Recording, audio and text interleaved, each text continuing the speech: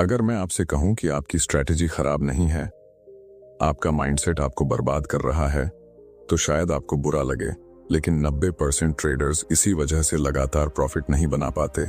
आपने इंडिकेटर बदले, time frame बदला, मेंटर बदला, कोर्स खरीदे, फिर भी रिजल्ट वही।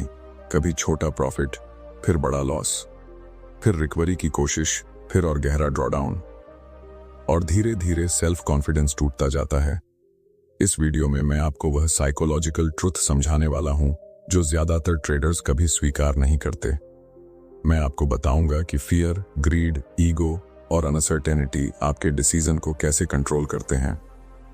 मैं मार्क डगलस के एक्सपीरियंस के जरिए समझाऊंगा कि क्यों सही एनालिसिस के बावजूद लोग फेल होते हैं।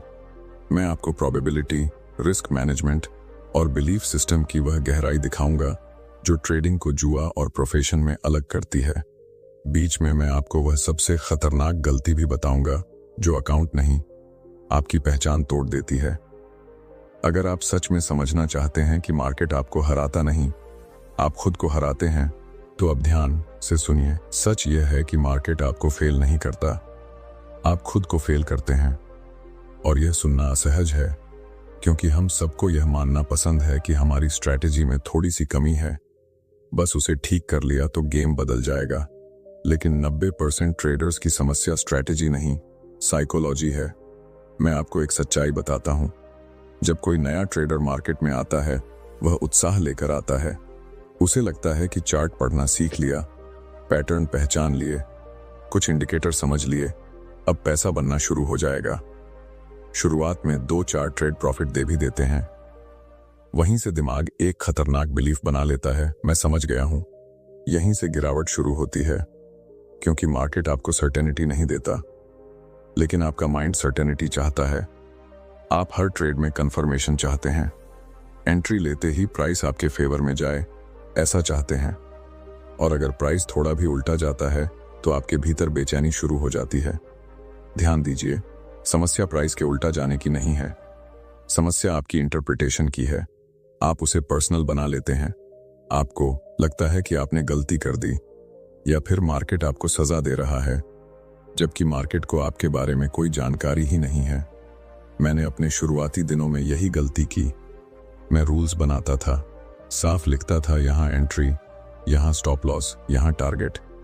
लेकिन जैसे ही ट्रेड लाइव होता था, मेरे भीतर का इमोशनल सिस्टम एक्टिव हो जाता था। अगर थोड़ा प्रॉफिट दिखता तो मैं सोचता इतना काफी है, निकल जाओ। और अगर लॉस दिखता तो सोचता थोड़ा और रुक जाओ, शायद वापस आ जाए। ध्यान दीजिए, दोनों ही फैसले डर से लिए जा रहे थे। एक में प्रॉफिट खोने का डर, दूसरे में लॉस स्वीकार करने का डर। यही वह जगह है जहां 90% ट्रेडर्स फंस जाते हैं। वे मानते हैं कि उन्हें ज्यादा नॉलेज चाहिए, लेकिन सच में उन्हें ज्यादा सेल्फ अवेयरनेस चाहिए। ट्रेडिंग कोई इंटेलेक्चुअल गेम नहीं है, यह बिहेवियरल गेम है।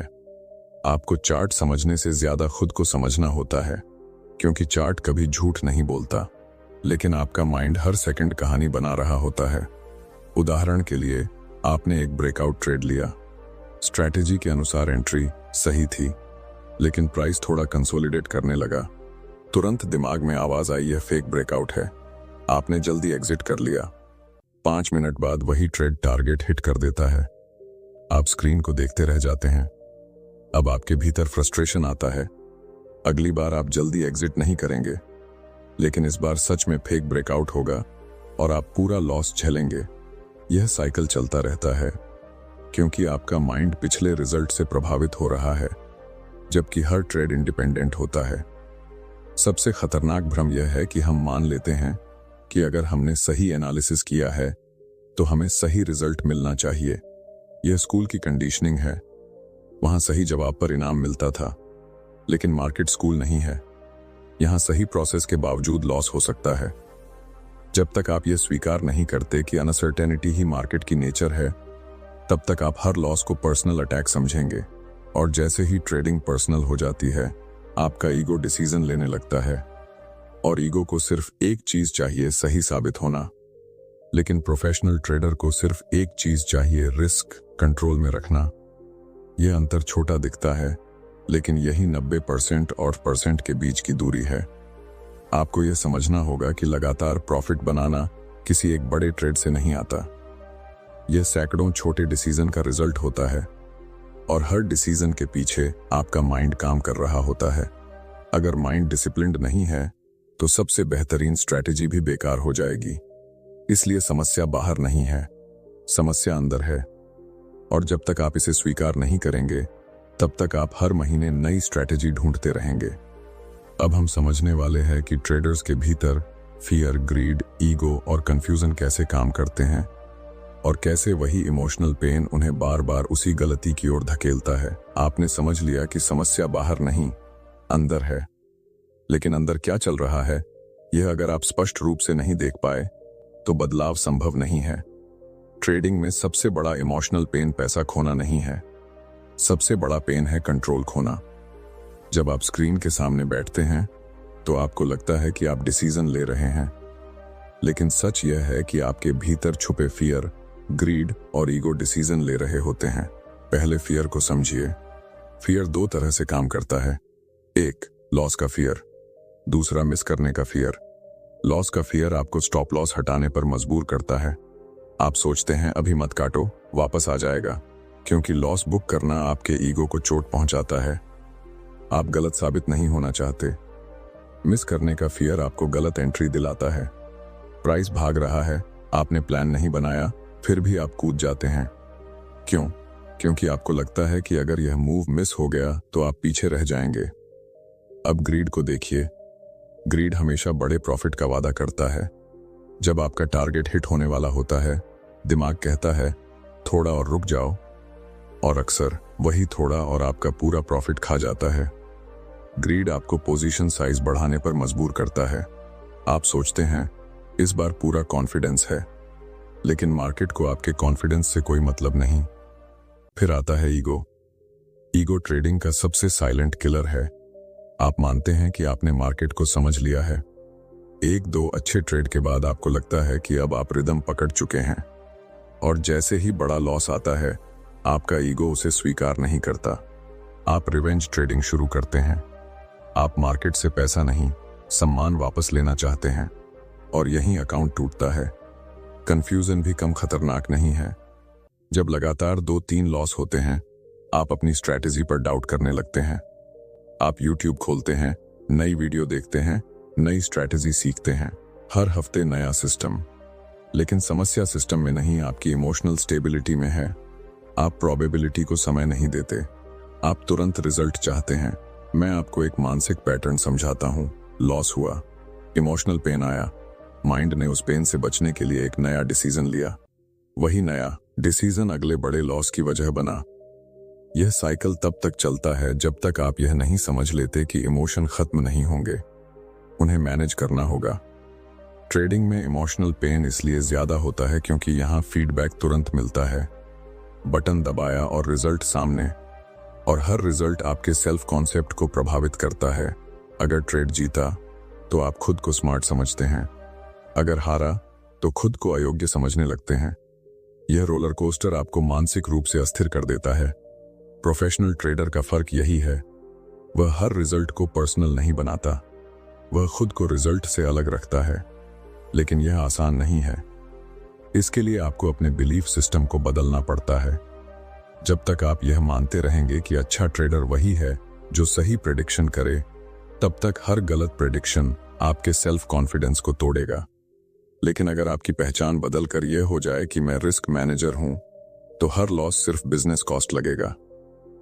अब हम समझने वाले हैं कि असली साइकोलॉजिकल ट्रुथ क्या है, मार्केट और माइंड के बीच का कॉन्फ्लिक्ट कैसे काम करता है, और क्यों प्रोबेबिलिटी को स्वीकार किए बिना लगातार प्रॉफिट असंभव है। अब तक आपने यह देखा कि समस्या स्ट्रैटेजी से ज्यादा इमोशन की है, लेकिन अब मैं आपको वह मूल साइकोलॉजिकल ट्रुथ बताता हूं जो पूरी तस्वीर साफ कर देता है। मार्केट अनसर्टेन है, आपका माइंड सर्टेनिटी चाहता है। यही कॉन्फ्लिक्ट आपकी हार की जड़ है। मानव मस्तिष्क पैटर्न ढूंढने के लिए बना है। जब भी आप चार्ट देखते हैं आपका माइंड पुराने डेटा से कनेक्शन बनाता है। पिछली बार यहां से रिवर्सल हुआ था, इस बार भी होगा। यह नेचुरल है, लेकिन समस्या तब शुरू होती है जब आप उस पैटर्न को निश्चित मान लेते हैं। आप सोचते हैं कि क्योंकि यह सेटअप परफेक्ट दिख रहा है इसलिए यह काम करेगा, लेकिन मार्केट किसी भी एक ट्रेड में आपको कुछ भी दे सकता है। यही प्रोबेबिलिटी का सिद्धांत आता है। अगर आपका सिस्टम 60% विन रेट देता है तो इसका मतलब यह नहीं कि अगला ट्रेड जीतने वाला है। इसका मतलब सिर्फ इतना है कि 100 ट्रेड्स में औसतन 60 जीतेंगे, लेकिन उन 100 में पहले 5 लगातार लॉस भी हो सकते हैं। आपका माइंड इस रैंडमनेस को स्वीकार नहीं करता। वह हर ट्रेड को पिछले ट्रेड से जोड़ देता है। अगर अभी लॉस हुआ है तो आपको लगता है अगला जीतना चाहिए। अगर अभी 3 जीत हुए हैं तो आप ओवर कॉन्फिडेंस में आ जाते हैं। दोनों ही स्थिति में आप प्रोबेबिलिटी के खिलाफ खड़े हो जाते हैं। मैंने अपने करियर की शुरुआत में यही गलती की। जब लगातार लॉस हुए मैंने सिस्टम बदल दिया। मुझे लगा एज खत्म हो गया है, लेकिन असल में मैं रैंडम डिस्ट्रीब्यूशन को समझ नहीं पाया था। मैं हर लॉस को पर्सनल फेलियर समझ रहा था, जबकि वह सिर्फ स्टैटिस्टिकल सीक्वेंस का हिस्सा था। यह समझना जरूरी है कि हर ट्रेड इंडिपेंडेंट इवेंट है। पिछला ट्रेड अगले को प्रभावित नहीं करता, लेकिन आपका माइंड करता है। और जब तक आप माइंड को यह सिखाते नहीं कि अनसर्टेनिटी नॉर्मल है, तब तक आप हर मूव में सर्टेनिटी ढूंढते रहेंगे। और जब सर्टेनिटी नहीं मिलेगी तो आप या तो जल्दी एग्जिट करेंगे, या स्टॉप लॉस हटाएंगे, या पोजीशन साइज बदलेंगे। यही वह सूक्ष्म बदलाव हैं जो धीरे धीरे अकाउंट को खत्म करते हैं। सफल ट्रेडर की ताकत एनालिसिस में नहीं, एक्सेप्टेंस में है। वह पहले से मानकर चलता है कि कोई भी ट्रेड लॉस दे सकता है, इसलिए उसका फोकस सही होने पर नहीं, रिस्क कंट्रोल पर होता है। वह जानता है कि एज एक सीरीज में प्रकट होता है, एक सिंगल ट्रेड में नहीं। यही असली शिफ्ट है, प्रेडिक्शन से प्रोबेबिलिटी की ओर, ईगो से एक्सेप्टेंस की ओर।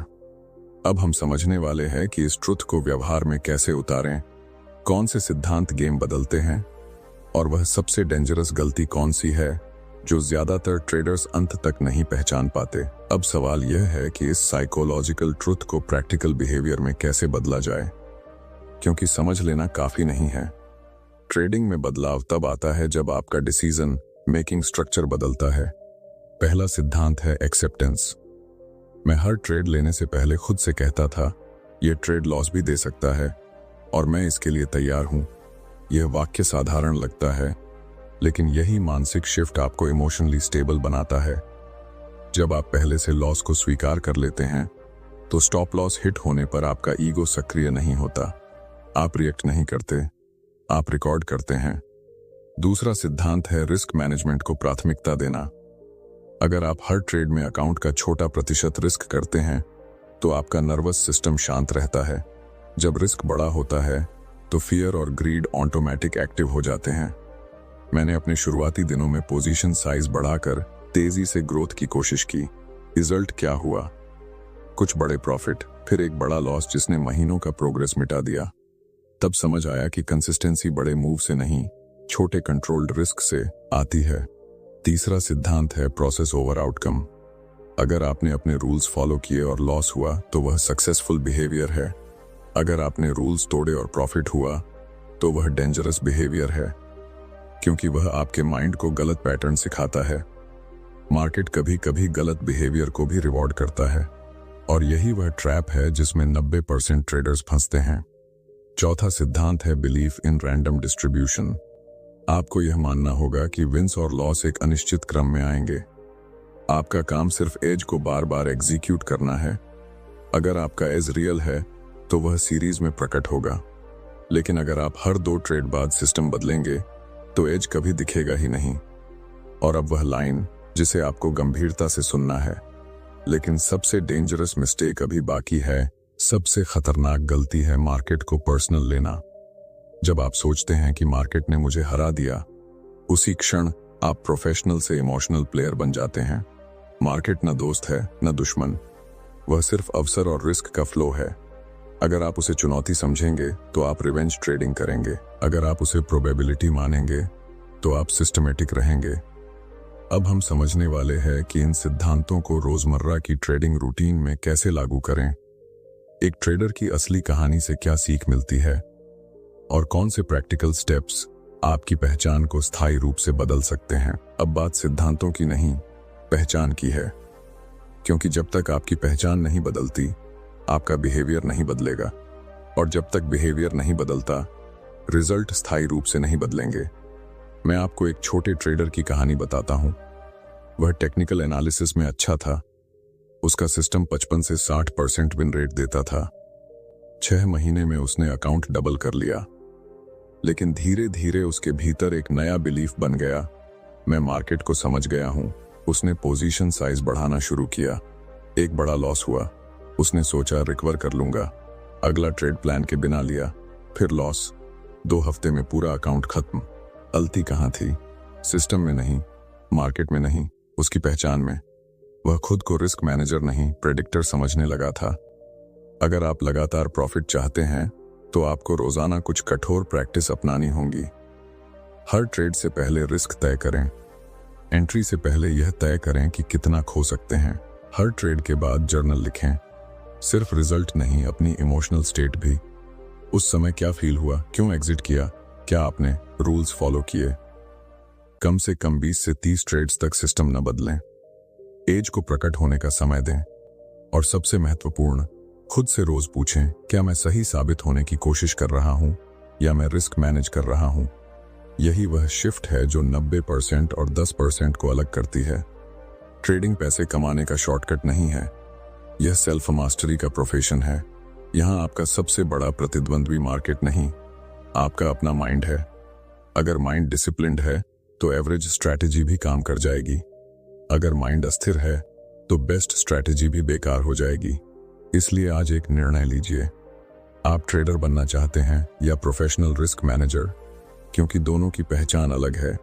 ट्रेडर प्रेडिक्ट करता है, प्रोफेशनल रिस्क को कंट्रोल करता है। अगर आपको यह समझ में आया कि असली गेम चार्ट पर नहीं, आपके माइंड में खेला जाता है, तो इस वीडियो को ध्यान से दोबारा सुनिए। अपने जर्नल में नोट्स बनाइए। और अगर आप चाहते हैं कि आगे भी मैं ट्रेडिंग माइंडसेट और रिस्क मैनेजमेंट पर इसी गहराई से बात करूं, तो चैनल को सब्सक्राइब कीजिए और इस वीडियो को शेयर कीजिए उन लोगों के साथ जो अभी भी समझते हैं कि नई स्ट्रैटेजी ही समाधान है। याद रखिए, मार्केट में टिके रहना ही असली जीत है, और टिके वही रहते हैं जिन्होंने अपनी पहचान बदल ली है।